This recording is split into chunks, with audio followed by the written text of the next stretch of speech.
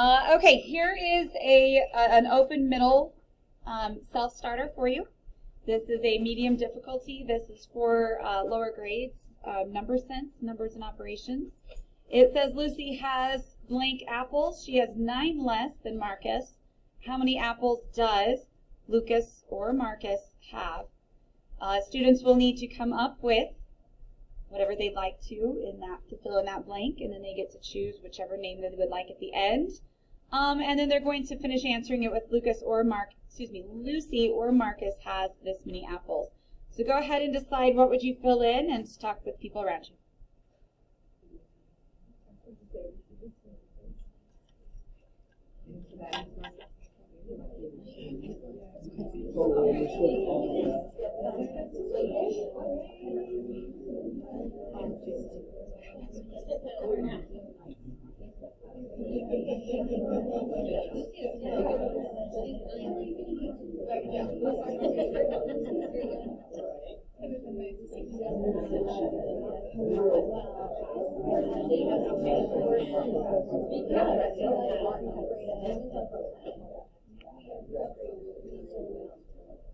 She has negative 4 apples. Of course you were going to go there. Of course.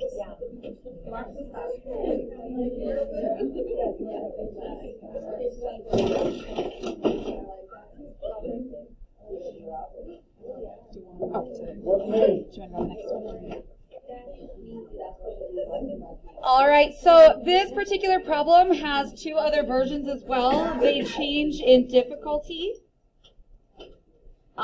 So you are able to access this at different levels. Version 1, which is the most difficult, is Lucy has, again, blank apples. She has 9. They have to choose more or less than Marcus. And how many apples does, again, Lucy or Marcus have? And then the easiest is Lucy has blank amount of apples, so they're still filling that in, but it does say that she has 9 more than Marcus, so they're filling in that extra name there. And how many apples does Marcus have? Okay, so again, you've got these types of unknown problems. They're just open problems. They are considered open middle by Robert Kaplensky because you basically should all start the same. You should end with the same result, but how you access it in the middle in the discussion that comes about would be different. So. How do you end with the same results? Because your numbers could be Well, yes, there's only so many variations, isn't it? Oh, you mean I'm not talking about with the number. Okay. Yeah, sorry. I see what you're saying. The analogy that he gives is Google Maps and a treasure map. In Google Maps, you have the same beginning and the same end, and the middle is mapped out for you. But a treasure map, beginning and end, but it's an open middle. And so that's kind of where it comes from, all the different ways that we can approach the problem by keeping the open, or the middle open. So that's where the creativity comes from. And again, the Open Middle website, it's just type in Open Middle. It should also be on our Math PD Padlet. It's our Geek Out moment. Yeah, this is our Geek Out moment. Dan Meyer, anybody heard of Dan Meyer? That's why you weren't invited, Sandra. No, just kidding. But nobody is saying yes, but you all should be because he is an amazing math celebrity. Look at Janine and I. Do you see how excited we are? Like, oh my gosh, he's right there. He's also he was like on the front row and we were on the tall. second row. And then we went and got selfies. He doesn't hug. We got to stand really close to him. And when he's 7 feet tall and he holds the phone all the way up high, it makes us all, yeah, it was really cool. That's why my many chins from the bottom corner have disappeared. We're super excited. Dan Meyer is a celebrity. We met him last month for the second time, actually. But here's why he's so amazing. Practically what? Practically besties. Yes. What we said. I have actually corresponded with him via email before, so. Same, actually. He responds. Oh my gosh. Okay. Actually very exciting, you guys. You have no idea. And we're going to pause the recording here so that we can show this video. If you're watching the recording, please make sure you click on the link in the YouTube description so you can watch this video.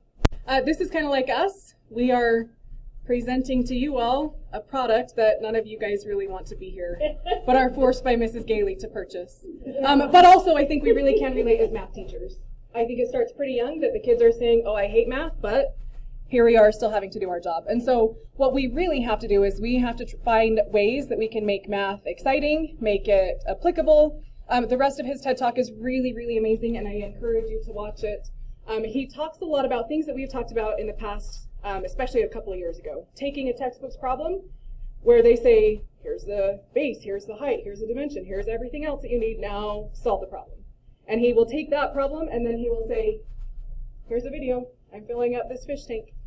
When is it going to be full? And you have to start asking questions, kind of like our, what is that math language routine?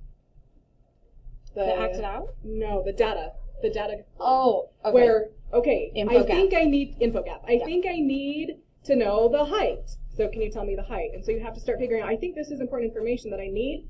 And so he's started that and has some really amazing things. But again, the point is that we are selling a product that students are forced to buy even though they don't want to. And so we have to figure out ways that we can make it enjoyable for them. Okay, we have a testimonial from one of our own, Miss Kat. She's been sharing some exciting stuff, and then I have to go run with a big fat smile on my face that I can't take off to go geek out with Mrs. Gailey and Shannon. So go ahead and share what you have been telling us. So I have just been so impressed with my littles, and at first and we started just the same. It's not like this group is like totally way ahead, like started way ahead or anything, but you know when they have the scripts, it's like students might answer this, this, or this, and you're like, yeah, they never do that. And that is how it started. But with doing the math routines, they really, really are doing these crazy things and stuff that I never even thought of. The other day we were, it was an acted out, which I love, and it was something about like 9 of something else and 5 of something else, and they had to say it were there enough, and then I just pick a random person, like, and then whatever the partners, they come up and share what they did. And this particular one, like, they drew the pictures out, and he drew the 9 and like 3 threes, and then showed another picture of 5, and he's like, and this one is only 3 and 2. And I was like, yep, that's good. And then I asked, like, did anyone solve it a different way? And I had them come up and, like, we build a 100 chart on our wall every day, and they were like, well, 5 is only here, and 9 is up here, so I can tell that 9 is more than 5. And it took a long time, like, because they wanted to just be like, are there enough? Yes, you know, but, like, making them stop and think and answer, because I've always asked how do you know kind of questions, but I've never gotten answers this good. And then, like, that same week, we were doing an apple taste test, and we tried, like, 3 different apple things or pumpkin things. I might have been pumpkins. Oh, it was. And I have a infinite cloner X, and they have to drag it into where, and I just let them do it however, so, you know, it's a table, and they just drag a bunch of X's. And I was like, well, and it was like 12 and 7 was what we were dealing with. And I said, well, those are too hard to count. Like, and this is something I've done always, but I've never had a discussion this good, because this wasn't actually part of this math. It was just, I'm just wanting to show you how it's like bleeding into other areas. Like, and I had the kids, because we do math about me, and those are the 5 frames, and there's a 5, and so it's, and they ask a question like, who prefers bananas, who prefers apples, and we like chart it out and everything. So they're used to looking at numbers in 5s in the 5 frames, and they said, well, we can put it into 5, so we put it into 5s, and then so we had the 2 5s and 2 more, and then we did the 7, and then and this is without prompting. Somebody raised their hand and they're like, well, I see that a different way. And they went and moved the X's so that they were in groups of 4s, and they're like, because then they will be even. And this was just like full on them coming up with it, because that wasn't even part of what I was doing. And so then another kid got an idea, and they're like, well, what if we put it into 2s? So we were like, and they went and they rearranged all of the things to sum up, that's kindergartners doing multiplication and division, right? Without being prompted. And counting by twos and counting by five. Exactly. Kindergartners. Yes. First grade, I'm so excited for you guys next year. Let's rush them to sixth. Okay, Thank you for that. That's really exciting. that is so, I love it. See, I can't stop smiling, it just makes me geek out. So that completely goes with what we're going to be talking about today. Conceptual versus procedural, and how building that conceptual understanding will help them get used to that type of thinking, that deep thinking, and then they can lead that, like you said, into other subjects as well. Can I say too, now that we've switched gears into shapes and not just numbers, like, we're starting all over again, like, with them being able to talk about it. So, like, it is kind of funny for me to see, because, like, they have gotten really good at it in 2 units, and now I switched it up on them, so it's like we're starting over again with how do we talk about these things. It's a completely different topic. So that's cool. I like how you were, that reminds me, you were telling me about how you had asked them before, like, how do you know, or what is this shape? And it was like a triangle. And then you were asking them, like, but how do they know it's a triangle? Like, why is it a triangle? And just that little push, those extra little questions, can really build some deep understanding. So that's going to be kind of going along with what we're doing. So I don't know how many of you can see this. Yeah. Are you going to read that? I'll read it. Okay. So this is an idea of conceptual versus procedural knowledge. Anybody know Calvin and Hobbes? You know how much Calvin hates math. So it starts out, I don't think math is a science. I think it's a religion. A religion? Yeah, all these equations are like miracles. You take 2 numbers, and when you add them, they magically become a new number. No one can say how it happens. You either believe it or you don't. This whole book is full of things that have to be accepted on earth. Accepted on faith, sorry. It's a religion. All in the public schools, no less. Call a lawyer. As a math atheist, I should be excused from this. And so isn't that exactly what our students would be feeling if it's just magic and it just randomly happens and there's no logical explanation? Of course, it's a religion and not a science. We have talked about this a couple years ago, so if you are not new to these trainings, you are familiar with the Sherlock Holmes brain attic theory. I love the Sherlock Holmes stories in any form. This is from the actual book, so bear with me as I read this. I consider that a man's brain originally is like an empty attic, and you have to stock it with such furniture as you choose. A fool takes in all the lumber of every sort that he comes across, so that the knowledge which might be useful to him gets crowded out, or at best jumbled up with a lot of other things, so that he has a difficulty in laying his hands upon it.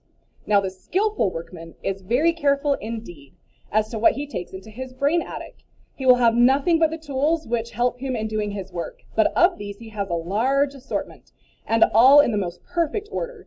It is a mistake to think that the little room has elastic walls and can distend to any extent. Depend upon it, there comes a time for when every addition of knowledge you forget something that you knew before. It is of the highest importance, therefore, not to have useless facts elbowing out the useful ones. And the modern version of this, pausing the recording again, make sure you watch this link in the description. So as he says, listen, this is my hard drive, and it only makes sense to put things in there that are useful, really useful. So what is that useful information that's worth putting in our brain attic, or that's worth putting in our hard drive? Here's where we start looking at procedure versus concept. So, yes, I'm starting with 8th grade math. Evaluate and solve when x equals 3 and y equals 6. We have x plus 2y plus z plus y equals 4z plus y plus z. Got it? Even Emil Say, who teaches us, is like...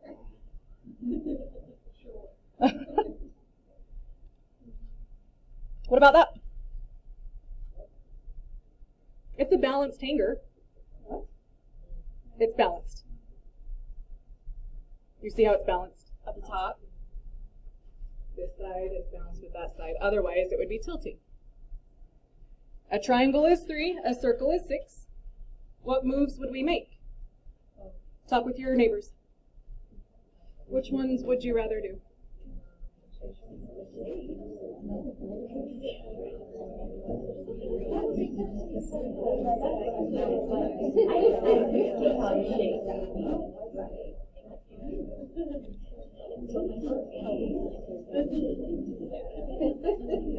Sorry, I'm waiting for it to come back up there. Thanks for your patience.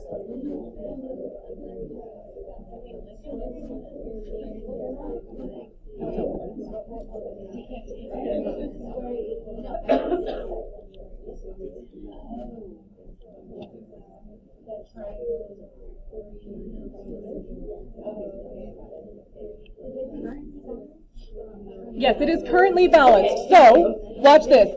This might help explain. I think that the square is 1. Is it balanced now if the square is 1? Okay. It is perfectly balanced right now.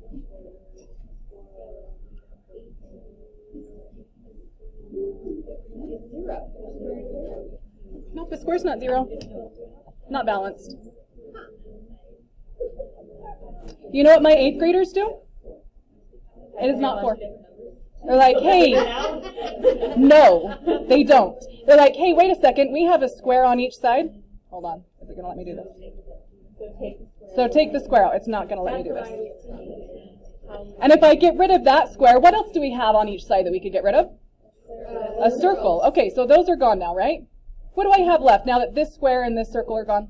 Oh, hold on. I remember now. I can do this. Yeah, there we go. Okay, what do we have left on this side? A triangle, which we know is 2 circles, which are each 6. So the grand total on the left-hand side, and remember how it's balanced on the other side. So what is this? 1, 2, 3, 4 squares, which combine to make 15. So what is a square? You forgot to bring your calculators. 8th grade math, it's not going to divide evenly. 3.75, or 3 and 3/4. And now, is it balanced? I typed in 3 and 3/4. It's balanced. Let's go back. This is the same thing. Yeah, which one would you rather do? It's a funnel.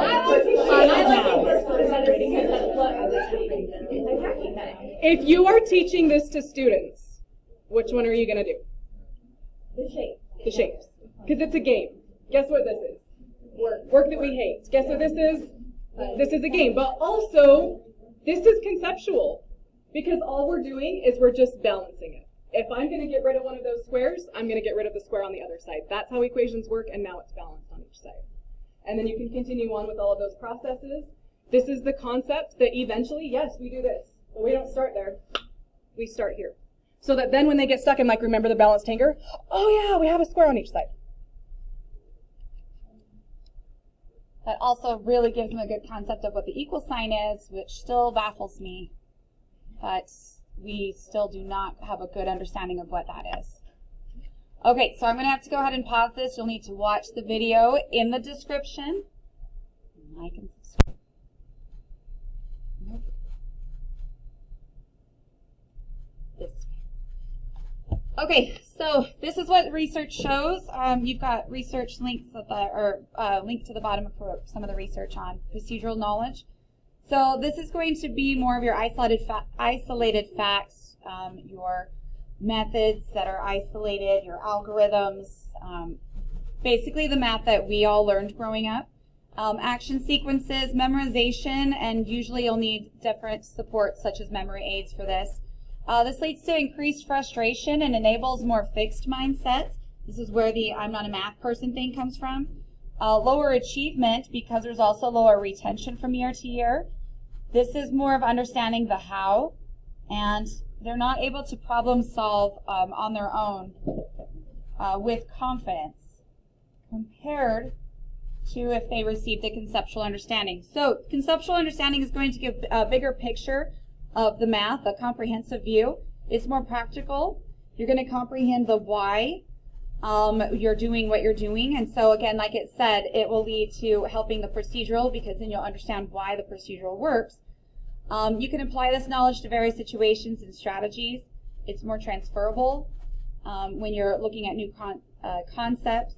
Helps with retention, and if it is lost, it'll be easily reconstructed. Higher order thinking skills are used. You have increased understanding, which makes it more enjoyable to learn, which reduces anxiety. Higher mathematical proficiency is gained, and it lends itself to a growth mindset. Okay, so this is what it would sound like in the math classroom. Procedural versus conceptual, procedural knowledge versus conceptual knowledge. So for instance, if the teacher says measure the perimeter of the room, that would be more procedural. You've got steps you've got to follow, right? You need to measure the perimeter, and this is what you do with the numbers, and add them all together, and you're good to go. Conceptual would be asking them to estimate the perimeter and then justify the estimation. So why would you think that? Okay, what made you come up to this estimation? If you sleep for 7.5 hours each day, what percentage of the day is spent sleeping? Rather than asking conceptually, is it reasonable to state that many people sleep for 30% of the day? Why or why not? A procedural question would be finding the sum of 1/3, 1/4, and 1/5. And conceptually, it would say you would say without adding, is the sum of 1/4, 1/3, and 1/5 bigger or smaller than 1? And how do you know? Again, match the object to its associated volume formula, or explain how to determine if you've matched an object to its correct volume formula. There are a couple other examples there, but does that make sense? You're basically like, let's follow these steps, and then how would you look at this problem, and how would you relate to this problem? Why are you coming up with the ideas that you're coming up with, the solutions you're coming up with? It really forces them to really understand the concepts a little deeper. When we look at this chart, I want you to think about what kind of test questions are you asking? When you peek over the shoulders of your students on RISE test because they need help with something, what kind of questions are they asking? Right, they're not asking the procedural. That's not how we get to that higher depth of knowledge. So where we ask a certain percentage of questions on that RISE test that are higher depth of knowledge, that's going to be our conceptual questions that are there. Again, I want to talk 7th grade. Oh, I'm still not able to play. I want to talk 7th grade math for a second here. What do you notice about the procedure? 10 minus a negative 8. Please tell me you know what that is. 10 minus a negative 8. 18. Why?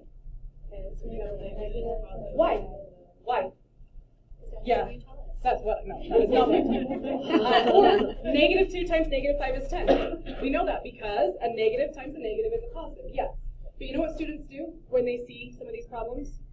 If all they have is a procedural understanding, then they say a negative and a negative make it positive.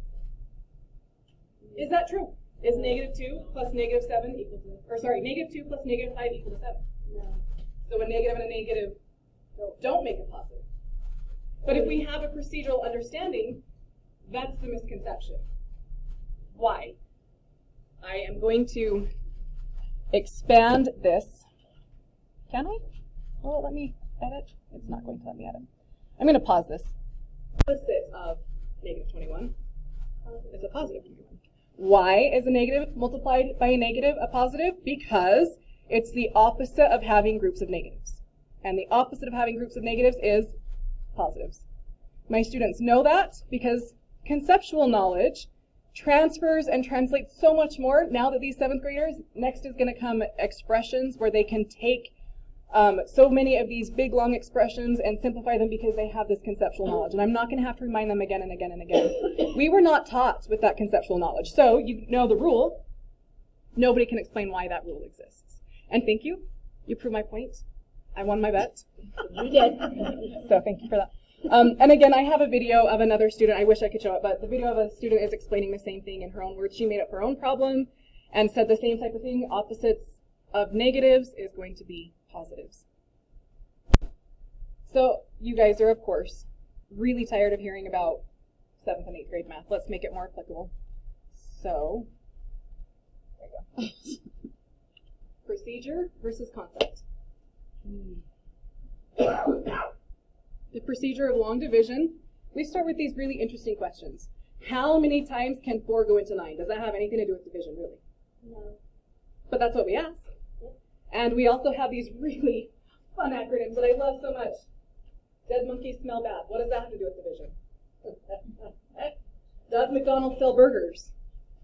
I am pretty sure that I our used to old, put that all over my classroom when I first taught. It was so fun. and I'm pretty sure in our last curriculum, they had maybe not those acronyms, but DMSB. DMSB, what's the process? DMSB.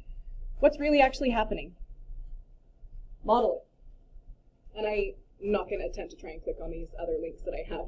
We know what that looks like. So what does this really look like, though? We've got 900s, we have 3 10s, and we have 2 1s, and I've got 4 cups. Ah, no!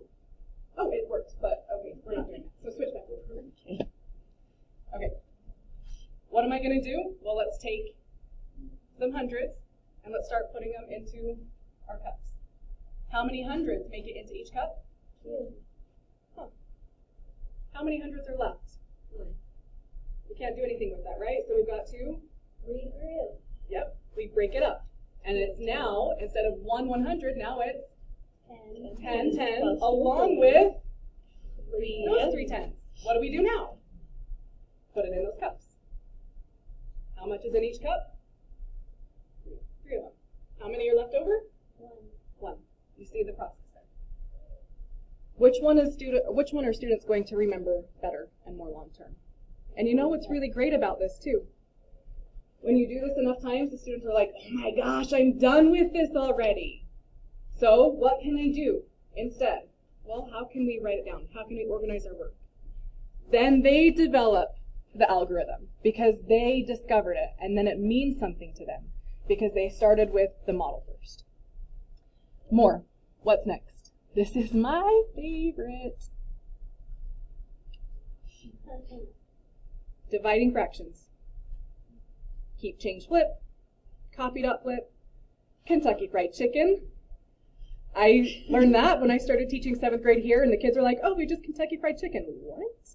No idea what it means. And so we had to go back to the basics. What does that mean? Where does it come from?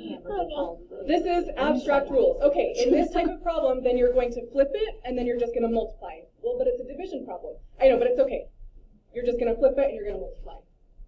Or, I have a new puppy, and I have 7 cups of food. I feed him 2/3 of a cup every meal. This is actual notes that I took with my 7th graders 3 years ago. Look at what they did. Like, well, we have 7 cups.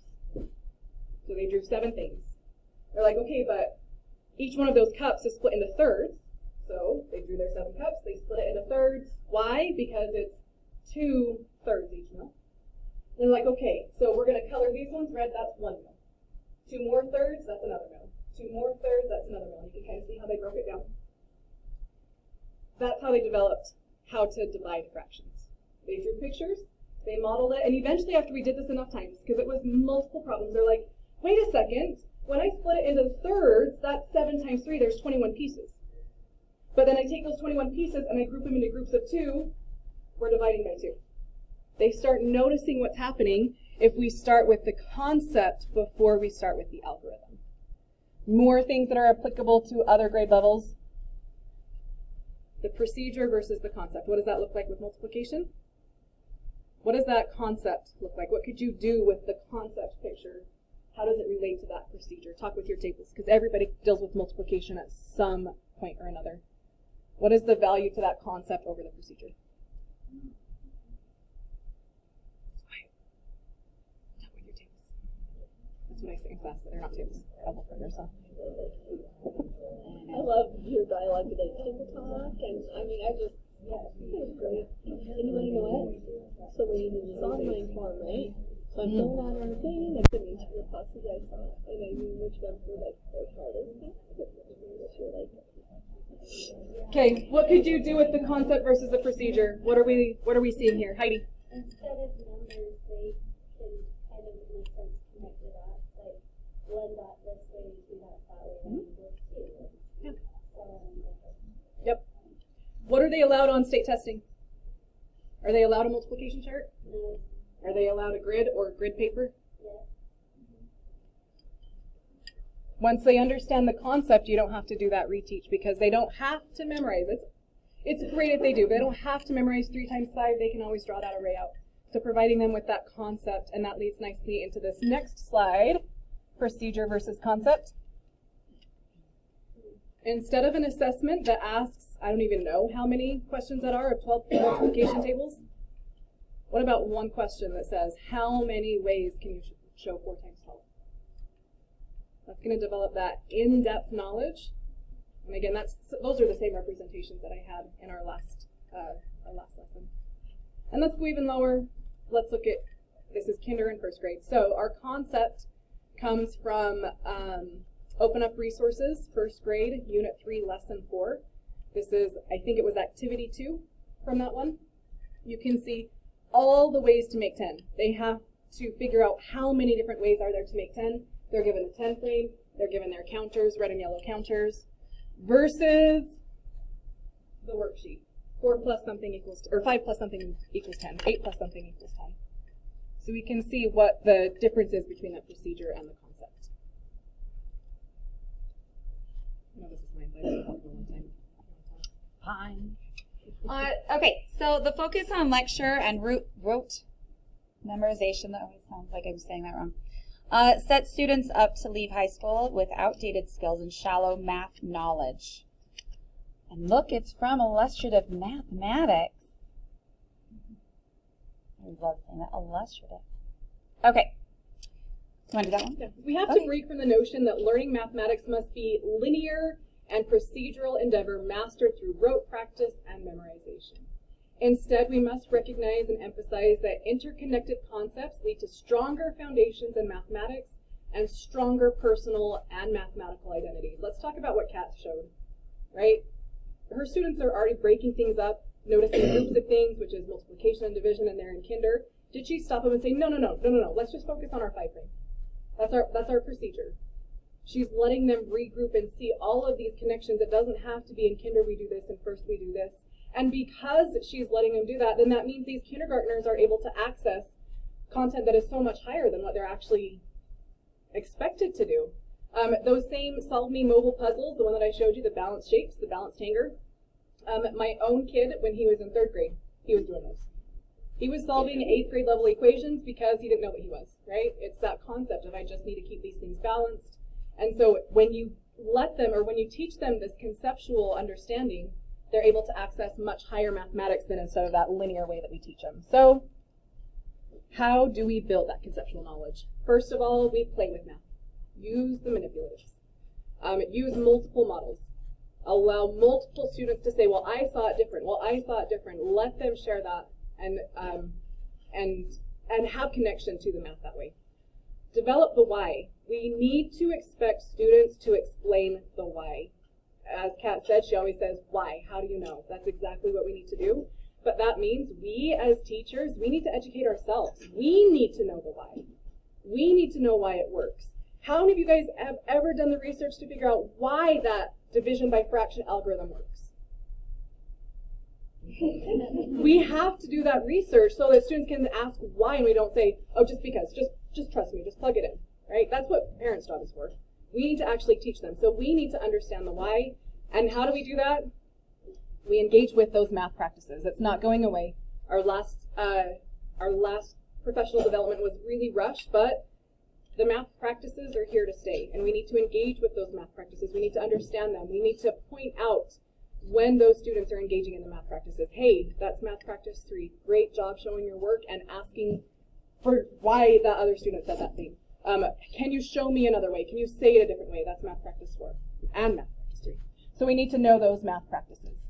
So I feel really strongly about this because this completely supports a growth mindset, which is a huge deal in math compared to any other subjects.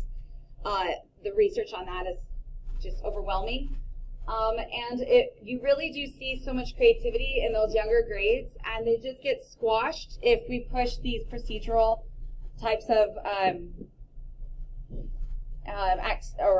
lessons. They're not really activities, but these procedural lessons on these students. It's almost like shutting them down and saying, well, no, you have to put it in this box.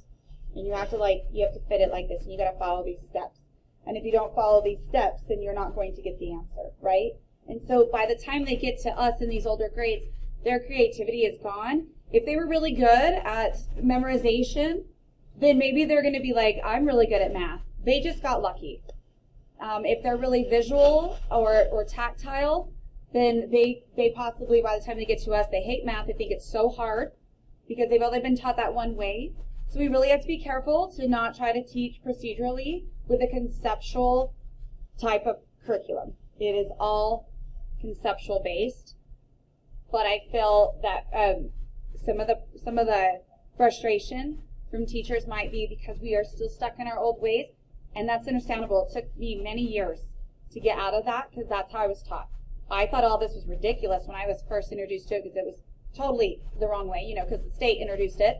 So years ago, so I did not understand the reasoning behind that, but it is amazing night and day the differences when these students are just like, I've never enjoyed math before, now I get it. And the kids that love math, they get it, they're still going to get it, because they're just naturally they're made to think that way, but we don't want to squash all that creativity, so. I would just like to say, mathematical practices wise, the other thing I love about the new program is because they're always in groups and different groups and they're always talking to different kids, I've really noticed a difference in the whole growth mindset thing because they will say, I will ask them, what do good mathematicians do? And they'll go, check your work. And they switch it to each other. So one of them will do it and they say, give it to your partner, have them check it. And they do, and when they find mistakes, they're okay with it because they've just been taught that. And that's a new one for me too. I could tell because Elliot the other day was doing something and he's like, oops, I made a mistake. Well, I'm learning. It's okay. And he just erased it. And I was just like, yes! A+ for Kat. As we go on to the next line, I also want to share something from my own experience. I was that honor student. Give me the formula, I'll memorize it. I'm going to pass all these classes. That was how I learned math, and so that's what I was good at. And I was going to college, and I was just waiting for the professor to say, okay, this is important. You need to memorize this. This is important. This is what you do. Never happened. Because it was all conceptual at that point. And so if we're teaching our students a procedural approach and an algorithmic approach, we're really doing them a disservice because they're going to have that math in college, especially that higher order mathematics. It's not algorithmic, it's not procedural, it is all conceptual, and we need to help them think that way from the beginning. And so what are some extra advantages to that conceptual knowledge? If we teach conceptually, I mentioned this already, I'm sorry. If we teach conceptually, students can access higher mathematics than what is their grade level. And they retain it. They're not going to lose that as quickly. Their brain attic is going to be full with the important things, the concepts, and so they're not jumping around, okay, should I use Gemma here? Am I supposed to use hamburger helper? I don't know. So they're not going to be cluttered up with all of that conceptual or all of that algorithmic stuff. They're going to have the important concepts in their brain attic. And students become the mathematicians, the creators of the rules and shortcuts and algorithms. They engage in meaningful ways and they are invested. And so again, when they start with those manipulatives, they're going to be able to write their own division algorithm. When we start with the concept, they are the ones who come up with, well, wait a second, a negative times a negative is a positive because it's just opposite of negatives. They write that rule. It's not me telling them, memorize this. They write that rule. So they are the invested mathematicians. The past few years, my students have developed on their own formulas for areas of triangles and trapezoids, which are pretty tricky, but you just give them a couple copies of this shape and they are telling me what it is. And then I just give them the language that they'll see for the words that, I just replace their words with the academic language, but they figure it out every single year. So the summary. Without conceptual knowledge, procedures and algorithms are just rote memorization that clutter that brain attic and they're forgotten. If we teach conceptual knowledge through the math practices by using hands-on mathematics, multiple models, and expecting students to explain the why, we are teaching for long-term retention. When we start with concept first, they develop the procedures, they develop the algorithm. So it's not concept only, right? We have to still tie it in together, but that concept first is the key here. Okay, so just quickly, our Padlet is linked here again for you. If you've forgotten that, all of these past trainings are on here as well as all the videos. What we want to do right now, we're going to pause the video, but for everybody else here, we're going to look and see what it is that you would like